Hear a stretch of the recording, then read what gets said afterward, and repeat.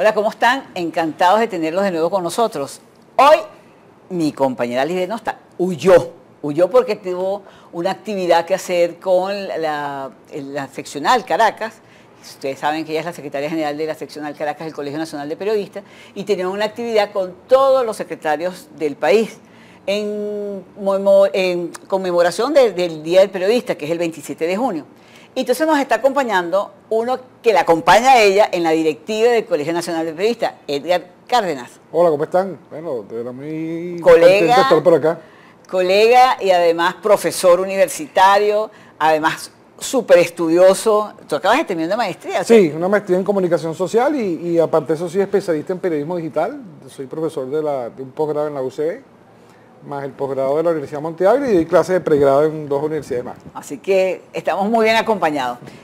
Bueno, vamos a empezar comentando que como los periodistas en este país nos tienen de verdad, pero es que la estamos viendo negra, no podíamos tampoco faltar en la parte laboral. Así es. Entonces resulta que en el periódico que ahora se llama Grupo Últimas Noticias, antiguo Grupo Cadena Capriles, resulta que ahora tampoco se puede protestar ahí. Fíjate lo que pasó. Sí. Bueno, los periodistas, los colegas que trabajan en ese medio, se les ha negado el derecho a la protesta realmente. Salieron a la calle. Pero salieron y no les dejaron entrar. No, sí, ellos van a la calle a protestar con todo su derecho, porque además ese es un derecho que tenemos constitucional, la protesta. Entonces ellos salen a protestar, a exigir el contrato colectivo, sí. Y cuando van a entrar, después que protestaron, un tiempito protestando, no lo dejaron entrar. Sí, un contrato que ya está vencido, de hecho, pero el argumento del patrono es que el sindicato no tiene las autoridades renovadas, pero eso no es ninguna limitación para que los propios trabajadores puedan reclamar su derecho e inclusive llamar a la convocatoria, pues realmente de la contratación colectiva, de la firma. Claro, porque ellos podrían tranquilamente hacer todos los arreglos para llegar a acuerdos con su personal, pero lamentablemente el patrón es una nueva figura, digamos, son como representantes escondidos del gobierno. Ese periódico fue vendido en el 2013 a un grupo que no sabemos muy bien cómo fue la negociación, de dónde salieron los dólares, quién pagó, quién recibió el dinero, eso nunca estuvo muy claro, y ahora resulta que constantemente censuran a los periodistas y constantemente están persiguiendo, de hecho han votado de ahí a un colega, el colega Hurtado, Jesús Hurtado, que era representante sindical, y como todos los órganos del Estado están en conchupancia, entonces la parte del trabajo, el Ministerio del Trabajo, en vez de defender al trabajador, permitió que a un representante sindical lo votaran, que fue en este caso Jesús Hurtado. Sí, tomando en consideración la legislación laboral en el caso venezolano, se han venido violando todas esas disposiciones, no solamente en el caso del diario del Grupo Últimas Noticias, sino en cualquier otra organización, siendo no válido para las empresas que dependen del Estado. En el Estado, hace 2 semanas ya hay una denuncia donde una mujer embarazada, porque firmó la expulsión de su trabajo, solicitó el reenganche del Ministerio del Trabajo, ahí se está discutiendo si lo hacen o no. Pero en el caso de una empresa privada, ahí se cayó todo el potencial, el poder de la ley. Claro. Bueno, en todo caso, estamos acompañando a nuestros colegas de Últimas Noticias que están haciendo, bueno, eso que están viendo en pantalla, ellos lo han escrito en los vídeos de la oficina y les tienen prohibido que ellos tienen que pedir permiso, según dicen, para poder hacer las protestas. O sea, ¿cuándo en la vida un patrón va a darle permiso a sus trabajadores para que protesten? ¿De qué estamos hablando? Sí. Pero en todo caso, nosotros estamos acompañando a nuestros colegas del grupo Últimas Noticias en su lucha, porque tienen todo el derecho de exigir con este país que está tan costoso todo, claro. Lo mínimo que pueden hacer es subirle el sueldo a los colegas que además estamos siempre muy mal pagados.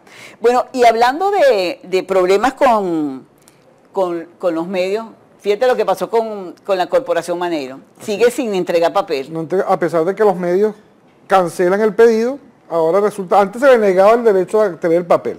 Pero ahora inclusive pagando el papel no les llega el papel. Bueno, fíjate que pasó tenemos 2 casos recientes. Tenemos el periódico El Mío, que es del Estado Lara, que acaba de cerrar sus puertas porque no tiene los recursos, no tiene los insumos para poder salir y poder salir a la calle sí. con todas las noticias que ellos daban. Eso es violentar el derecho a los ciudadanos que compraban ese periódico de estar informados, pero además el derecho del trabajo de los trabajadores que estaban ahí. Y además ahora tenemos también el caso de el periódico que está en Nueva Prensa de Guayana. Sí, que este es el caso particular, que ellos inclusive ya han pagado el costo de ese papel y el papel no les llegó. 30 bobinas. Y no hay información, porque les dicen no hay información, no. Que ese es el gran detalle. Bueno, no sabe nadie del papel, el papel está perdido.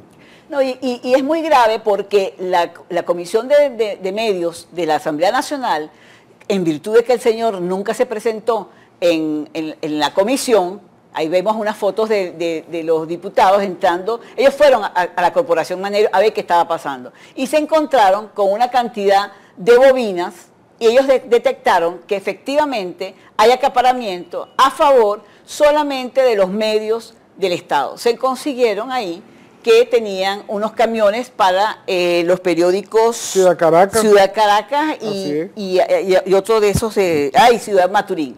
Entonces no le dan papel a los medios privados. Ya estamos a punto de ir al corte, pero es importante decirles que la Corporación Maneiro permanentemente está negándole el derecho a los medios privados, a la prensa privada, negándoles el derecho a poder tener papel, a poder salir, y eso implica violentarle el derecho a los ciudadanos. Claro, violentar el derecho a la información, el derecho a los ciudadanos a estar informados y el derecho o la obligación que tiene el periodista y los medios de informar a la gente.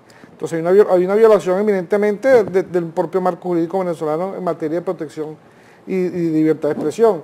Y es gravísimo porque los diputados que estuvieron en el caso de la Corporación Maneiro constataron no solamente esas bobinas, sino esos camiones que eran para trasladar el producto, ese periódico, ese papel, a estos diarios que son dependientes del gobierno. Diarios que nacieron con Ciudad Caracas y que ahora hay una versión de Ciudad Caracas prácticamente en cada capital del país. Hay Ciudad Maturín, hay Ciudad Petare, periódicos que tienen un grosor de papel menos totalmente distinto al de la prensa independiente, full color, mientras el resto de los periódicos no tiene papel. En el caso de los diarios oficiales el papel le sobra. No, y dándole unos papeles también que no son de los formatos que tienen normalmente estos periódicos, entonces se está perdiendo muchísimo papel, porque son, por ejemplo, tamaño estándar, entonces les están dando unas medidas. Sí, unos cortes que evitan que salga la mancha completa que corresponde. Y entonces se está perdiendo muchísimo papel. Esto es constante en la Corporación Maneiro, eso es un mecanismo que utiliza el gobierno para violentar el derecho a la libertad de expresión. Por eso es importante denunciarlo permanentemente. Vamos al corte. Bueno, ya estamos de vuelta. Muchísimas gracias por seguir acompañándonos. Estaba comentando con Eder que qué difícil fue el mes de mayo para nosotros los periodistas, los reporteros gráficos, los trabajadores, inclusive los choferes que llevan a los equipos, se los trasladan en las distintas ciudades para ir a cubrir las informaciones. Pero junio, por lo visto, va por el mismo camino. Fíjate lo que pasó ahora con este colega recientemente. Briceño. Sí, ha sido terrible el mes de mayo y pensamos que en junio debe ser bastante similar. Las agresiones contra los periodistas aumentaron pues en comparación con otros meses de este mismo año. Y eso no demuestra sino una sola cosa, que el gobierno está acelerando su política de agresión al periodista y de hostigamiento a los medios también. Pero ya no de forma directa a través de los cuerpos policiales, sino que ahora los cuerpos policiales están presentes y entonces surgen grupos que evidentemente son afectos al gobierno, robando, amenazando, y es terrible. Y las autoridades, pues, por supuesto, allí presentes, pero haciendo caso omiso a cualquier denuncia, cualquier solicitud que le hicieron los propios periodistas, las propias personas allí. Bueno, fíjate que pasó y queríamos hacer un comentario más a fondo del tema del 2 de junio. Las agresiones que hubo en el centro de Caracas fueron realmente terribles. Se agredieron a más o menos 19 periodistas entre reporteros gráficos, periodistas, inclusive choferes, que son, como les decía, los que trasladan a los equipos. Fueron unas agresiones en el centro porque estos periodistas estaban cubriendo distintas manifestaciones que se estaban dando en el centro de Caracas, ¿no? Ahí hubo de todo. impresionante. Por ejemplo, tenemos el caso de varios periodistas del Universal. Tenemos a Adolfo Acosta, que tenemos una foto ahí. Ese fue el anterior de que estuvimos hablando del reportero gráfico, ese es Briceño.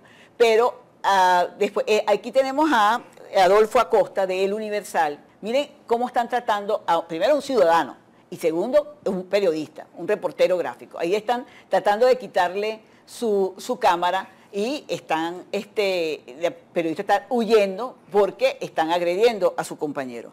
Esa foto la vamos a complementar con la otra foto también de un periodista del 2001. Ahí está, él se llama Francisco Brusco. A él estaban tratando también de quitar su cámara. Lo que no puede ser posible es que ahí estamos, como vieron, rodeados de policía, de Guardia Nacional, y entonces, como tú decías, no es ya la Guardia Nacional la que está agrediendo a los periodistas, sino los colectivos. Los colectivos. Colectivos que además, ¿quién creó los colectivos? Así es. Sí, y no niegan que sean colectivos, de hecho lo hacen directamente y las autoridades presentes y no toman ninguna medida al respecto. Fíjate la foto esta este último periodista que están quitando, el reportero gráfico, mira cómo le están quitando, arrancándole la cámara del cuello, casi que lo ahorcan. Sí. Y esos que están al lado son unos colectivos que se acercaron al momento de la manifestación y no hace nadie nada para defender al ciudadano. Claro, en esta imagen no se ve ningún guardia presente, pero evidentemente estaban cerca. Pero hay otras imágenes donde las autoridades están prácticamente al lado donde estaban ocurriendo los hechos. Bueno, vamos a ver ahorita este video que estuvo en todas las redes para que vean qué grave esta situación. El periodista está corriendo, sí. Míralo cómo corre y se protege de los guardias que están ahí, ¿no?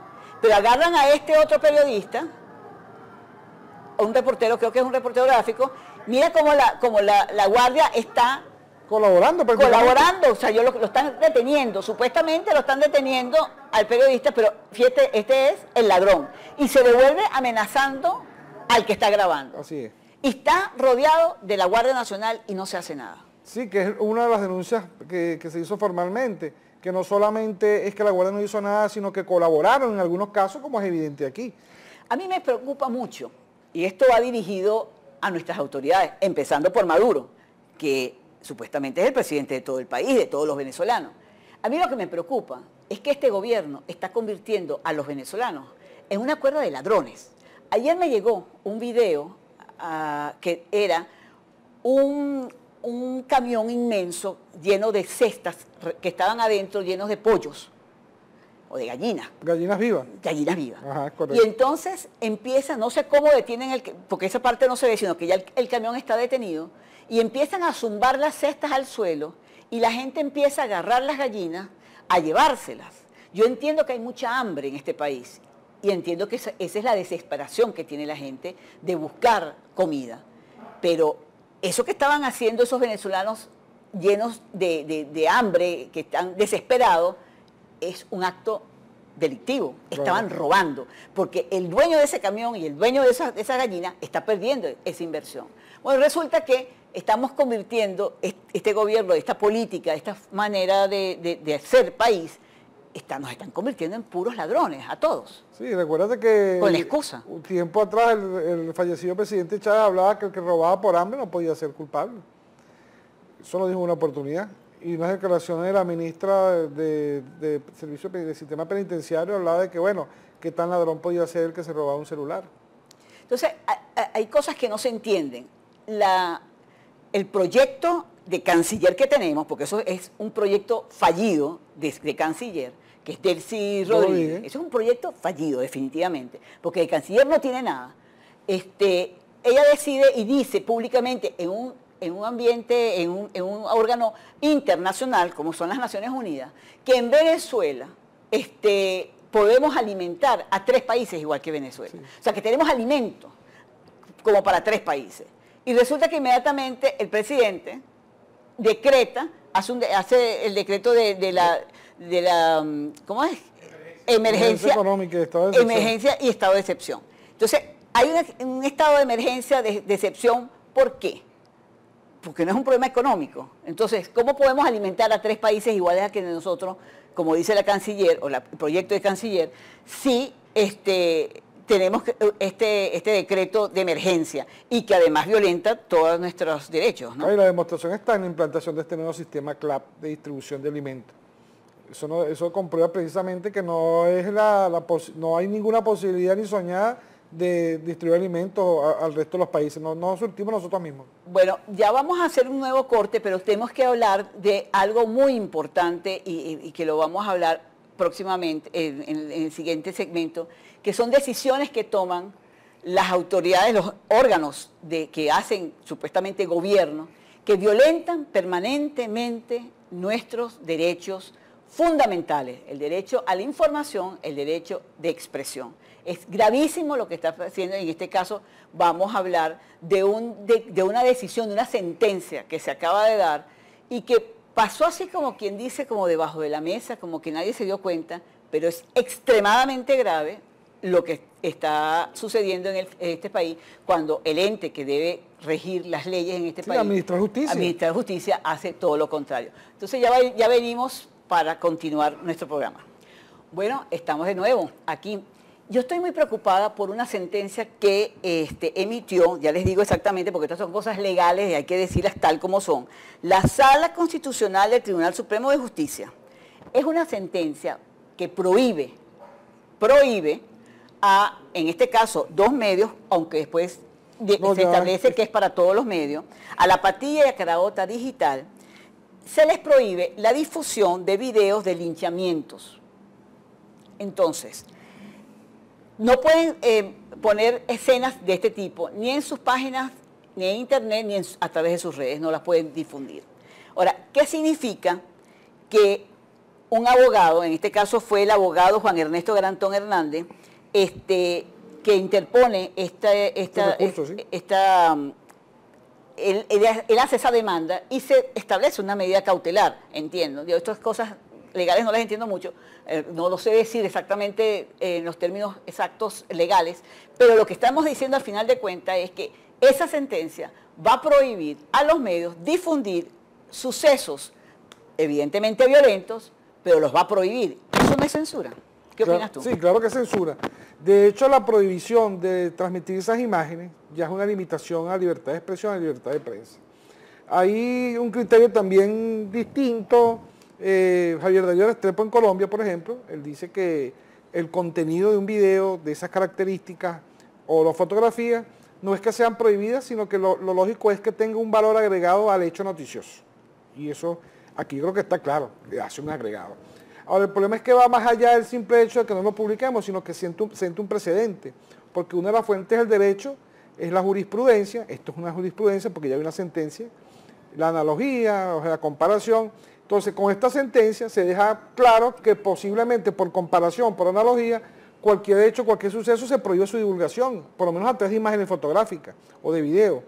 Entonces, ya veremos la prohibición, cualquier juez que se le ocurra, bueno, ya como hay una disposición que prohíbe transmitir los videos de linchamiento, habrá una disposición que prohíbe transmitir la foto de los crímenes, la foto de los robos, la fotografía de las colas, de los colectivos robando a la gente o robando a los periodistas en las protestas, es decir, que estamos en un estado de indefensión total. O sea, que este gobierno no quiere que se informe. Una cosa bien importante, que la sentencia hace la siguiente mención, que existe de verdad en nuestra Constitución el derecho a la libertad de expresión y el derecho a la información oportuna y veraz. Sin embargo, dice que estos derechos no pueden crear zozobra. Ahora, díganme ustedes, ¿qué crea zozobra en este país? Por ejemplo, ¿qué crea más zozobra?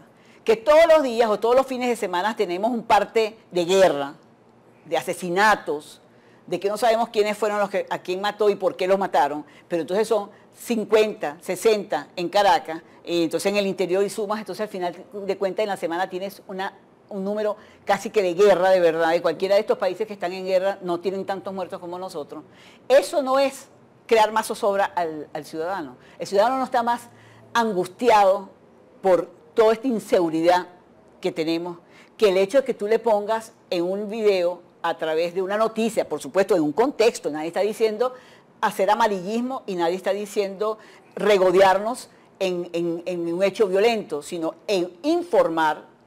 Si es informar, es darle la posibilidad al ciudadano de estar enterado de que sucedió un hecho muy grave, porque es muy grave. Y es una obligación del periodista. Además. Está obligado a informar.